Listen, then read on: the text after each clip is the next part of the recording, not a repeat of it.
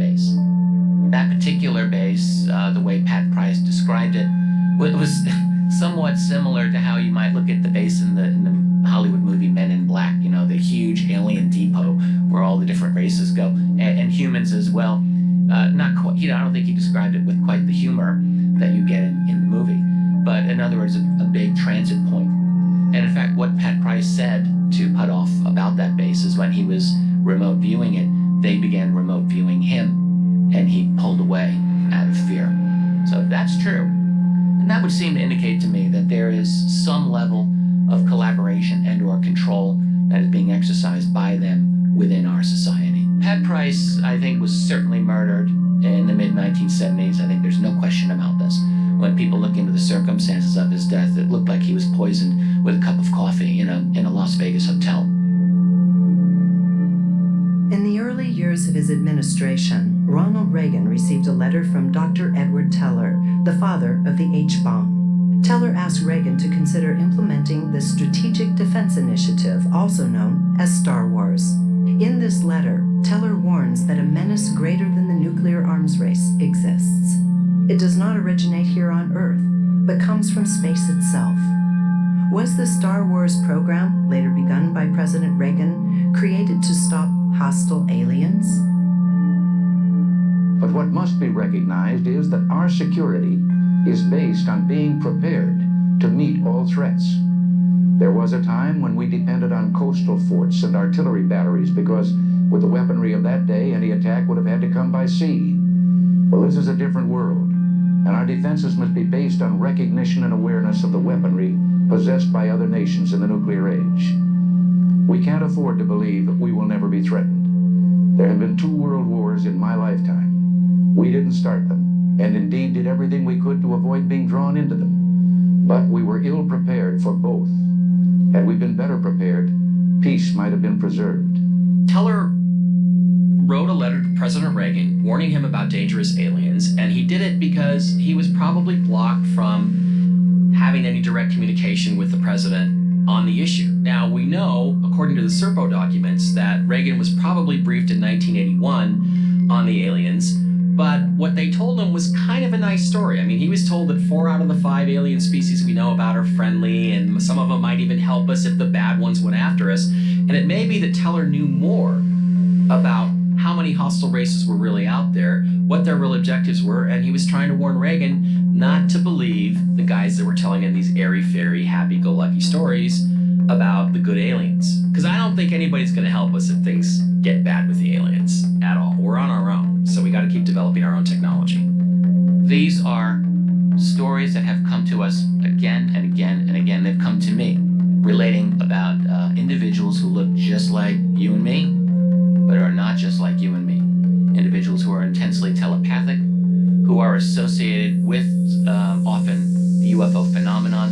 There are certainly stories, legitimate ones, I think, within the abduction research that indicate human and non-human collaboration. The Travis Walton abduction case comes to mind, in which Travis Walton in 1975 was aboard a craft, saw non-humans and saw very human-looking people on this craft.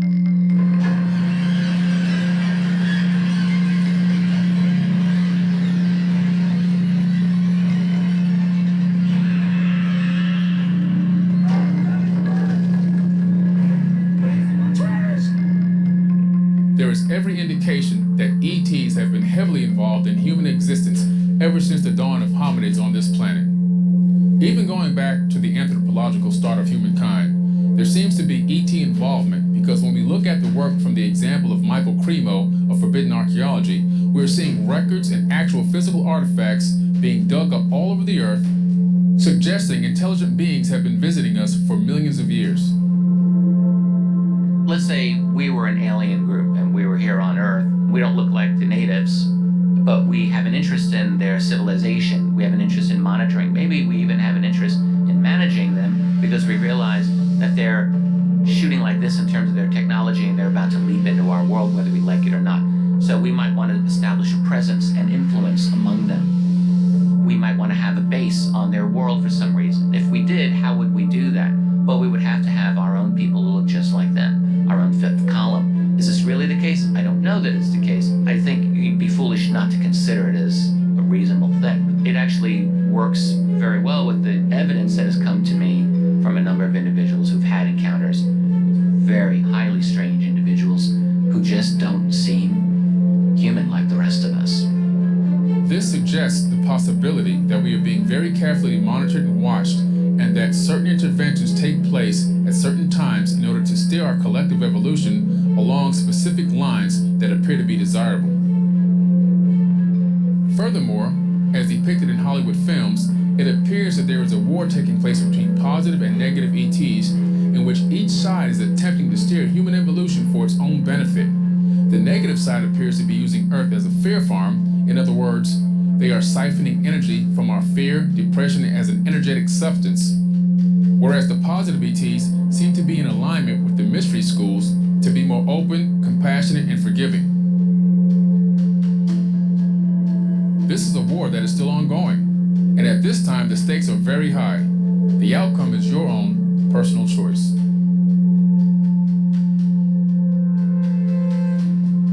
In the 1980s, documents surfaced that suggested that President Truman in the 1950s was so worried about the alien presence that he created a secret group of men to look into the subject. This group of military people, scientists, and politicians would meet in secret. Their name became known as Majestic 12, or MJ-12.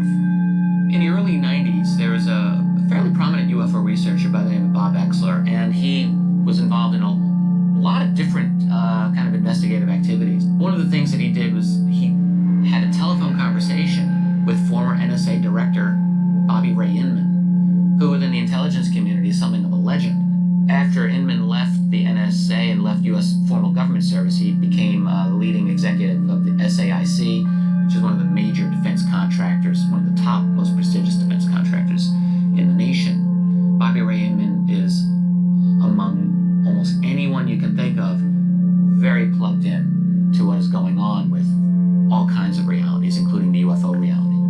Exler had a conversation with him on the phone and would not use the word extraterrestrial, would not use the word UFO explicitly, but in the context of his conversation with Inman made it very clear that this is what he was talking about, and asked Inman about the reality of this. This is shortly after things like the Majestic 12 documents became known after, in the late 1980s. And it's very evident from the conversation, as reported by Exler, that Inman acknowledged the reality of a group like MJ-12, that is an oversight group managing the UFO reality. So I think that this actually happened. I would add that Exler's conversation with Inman is not the only type of conversation that confirmed the reality of MJ-12. I think equally important was a series of conversations held with a scientist named Eric Walker. Eric Walker was a friend of Dwight Eisenhower. He was the former president of Penn State University, and most significantly was the head of an organization known as the Institute for Defense Studies. This was a powerful defense think tank. Researcher Grant Cameron, Scott Crane, and a few other people encountered Walker in the late 80s after MJ-12 became out there, and they found him with their own research, essentially led them to Walker. And Walker, in his first few conversations with them, absolutely admitted and acknowledged the reality of a group like MJ-12. Said almost exactly the same type of things that Inman said, but even more explicit. The amount of secrecy involved in the UFO cover-up is truly astonishing. When you really analyze the information that we're bringing forward to you in this program, it will give you a paradigm shift in consciousness. You won't see the world the same way anymore. You begin to realize that the controllers of this planet have been put in a position of power by us. We have kind of really allowed them to take control of us. There is a true reality here where we, being the population of the world, 7.5 billion of us now, truly do have the power to overthrow them. The reason why they keep us suppressed and oppressed is because the technology and information about ancient civilizations and ETs keeps them in power. The less we know, the more power they can hold over us. This is why they spray poisons on our food. We have a group like MJ-12. Inman said, but even more explicit.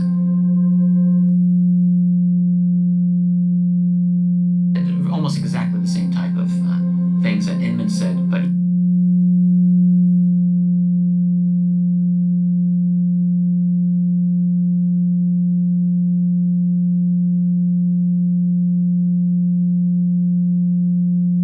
even more explicit. The amount of secrecy involved in the UFO cover-up is truly astonishing. When you really analyze the information that we're bringing forward to you in this program, it will give you a paradigm shift in consciousness. You won't see the world the same way anymore. You begin to realize that the controllers of this planet have been put in a position of power by us. We have kind of really allowed them to take control of us. There's a true reality here where we, being the population of the world, 7.5 billion of us now, truly do have the power to overthrow them. The reason why they keep us suppressed and oppressed is because the technology and information about ancient civilizations and ETs keeps them in power. The less we know, the more power they can hold over us. This is why they spray poisons on our food, they have the depopulation agenda. This is why they do everything possible to keep us dumbed down and also sick and maybe even dying early. The elites that control this planet have a discrete agenda, and that agenda is to maintain control of the population of Earth. This is how come you see us using century-old technology. They won't let us advance into things like zero-point energy devices. They won't let us use different types of technologies that can make our lives a lot easier. They suppress and oppress that information and then create their own breakaway civilizations on other planets, negotiate possibly with other ET civilizations, keeping everything totally secret from us. In this way, they have maintained the control over us. But there will come a day when all 7.5 billion of us will wake up consciously to the next level, and we will find a way to join together and unite and take back control of our planet. When I started talking to people who claimed to have had this abduction experience or being taken by aliens, for everyone I talked to who seemed to think it was a traumatic event, in fact, the very term abduction, is negative, makes it sound like that's a really terrible thing. And I can understand where people are, feel like they've been, taken against their will, and I can understand the negative of that. But I talked to an equal number of people who said, well, I had the same experience, and I said, I thought it was a pleasant experience. In fact, I had one woman tell me, I felt like I was an honored guest. So I think the phenomena has probably not been presented in its entirety. I think that the people who feel like they've had a scary or traumatic event, they tend to go seek help, professional help, or they join these support groups, and their story becomes public. And as a result, we have this whole popular negative connotation of abduction. But to the best of my ability, everyone who says I've been abducted, at some point they get brought back, okay? And then, like I said, there's an equal number of people who say, well, I thought it was kind of cool. They gave me a little tour, took me to another planet, showed me all this stuff, So I don't think that we yet have actually engaged the true extent of the phenomenon. The alien presence on Earth has been with us since the beginning. As difficult a subject as it is, the governments of Earth are not helping us understand the problem. The amount of secrecy involved in the UFO Up cover-up next, is truly astonishing. disclosure takes a new turn when evidence reveals that the source is closer than you think. Consciousness. You won't see the world the same way anymore. You begin to realize that the controllers of this planet have been put in a position of power by us. We've kind of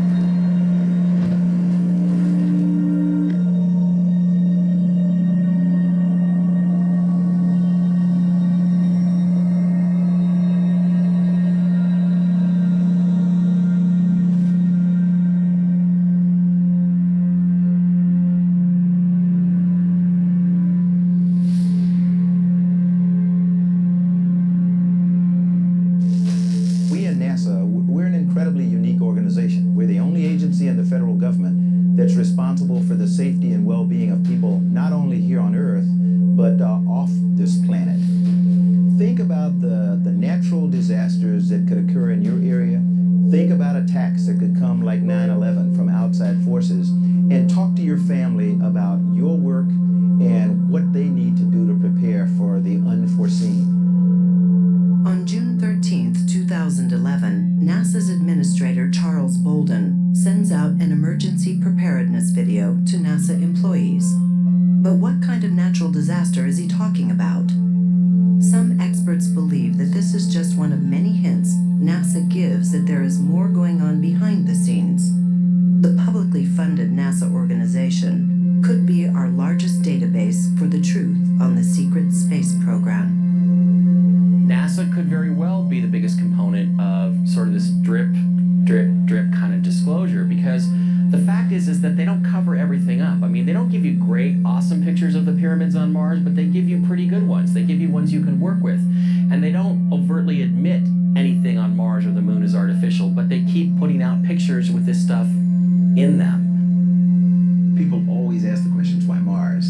Several reasons. One, Mars is very Earth-like, or at least used to be very Earth-like. It is a planet, sister planet to Earth. It is the most likely planet in our solar system that had life at one time, may have life now, and we feel definitely can sustain life. To me, that's almost Masonic in the way it approaches things. Like, we will answer your questions honestly, but you have to know the right question. It's like that moment in Star Trek when, Spock tells Kirk in the first Star Trek movie, this thing, this alien life form, it wants to know its answers. It's looking for answers, and Kirk goes, I don't know what the question is. Yeah. Future expects an answer. I don't know the question. So it's the same kind of thing that NASA does. They deliberately de-res images from Mars. The cameras that we have on our iPhones today are as good as the cameras they have on the Mars rovers. Yet I can take a picture of my iPhone and I can zoom it up about 50 or 60 times and it's crystal clear and I can see all the detail of whatever I've taken a photograph of. But when you zoom up all these NASA images, it just gets blurrier and blurrier and crappier, and that doesn't make any sense. So clearly what they're doing is they're de-resing the images so that you can't ever have a smoking gun. But you can have enough information to go forward and continue your hypothesis and talk to other people about it and show it to other people and get them to start going, Recently, NASA gave Curiosity the best anniversary gift it could hope for, an extension of its mission for at least 2 more years. We'll use it to reach progressively higher and younger rocks on Mount Sharp, including rock types we've not yet explored. We can't wait to see how the story of the ancient habitability of Mars continues to unfold. September 12, 2016, NASA releases images of Mars from the Murray Buttes region. JPL made a statement in USA Today that these images rival those taken in the U.S. national parks. Some photos seem to even suggest that Mars may have a slightly bluer sky than we're led to believe. It's almost as if they're putting the cameras in focus for us to even see more clearly what's on the surface of Mars. Experts like Billy Carson have been collecting these images for over a decade. As far as Mars go, we have the most content and data on Mars because that's where the most content and data has come from the NASA research. And we've got probably around 38,000 images from Mars alone, anomalies depicting ancient civilizations that existed there in the past and possibly a small remnant remaining there right now. They're not changed in any way other than just bringing the contrast down, because what they do is they turn the contrast up and then everything is whited out. We turn the contrast down, basically that's all we do, and we also provide direct links to the source images. And the reason why I can say that is I'm actually part of a group called the United Family of Anomaly Hunters, and we've cataloged about 58,000 anomalies that we've downloaded from NASA archives, European Space Agency archives, and also Indian Space Agency archive now. And we've actually downloaded close to 1 million images, but out of that we got about 56,000 to 58,000 actual anomalies cataloged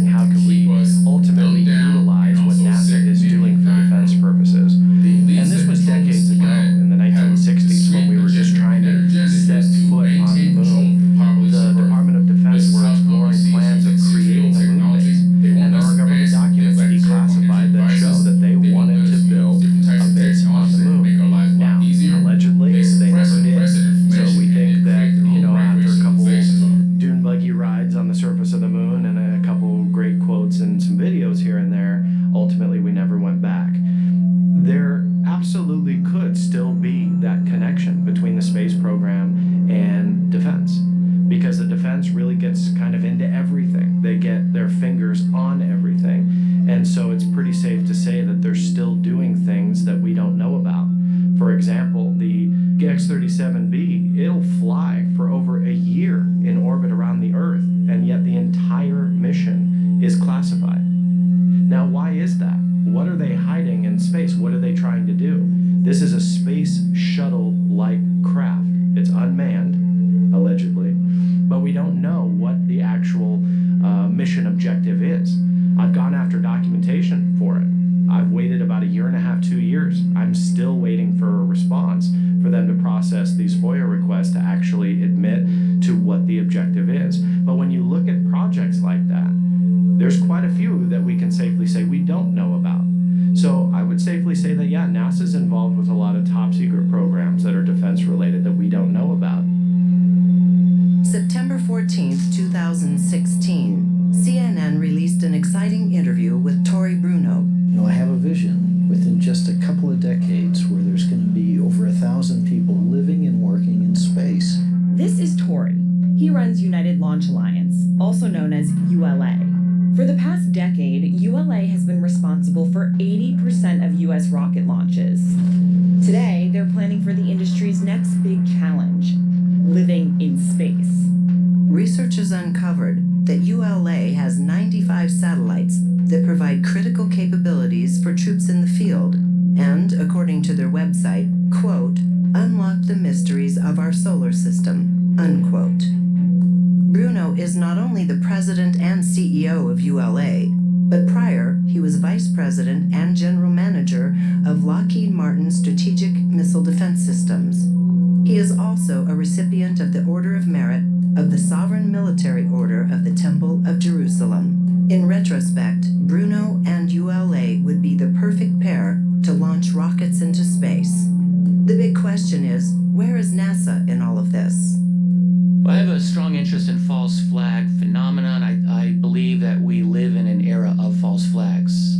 I believe we live in an era of false flags because the particular position that the United States now occupies in the world, in which it is really trying to consolidate complete hegemonic control over essentially the entire world as a tool of its financial masters. That's really, I think, how it works. And so part of the thing to do is you have to corral public opinion through a series of false flags, ruled by fear, ruled by secrecy, and so on.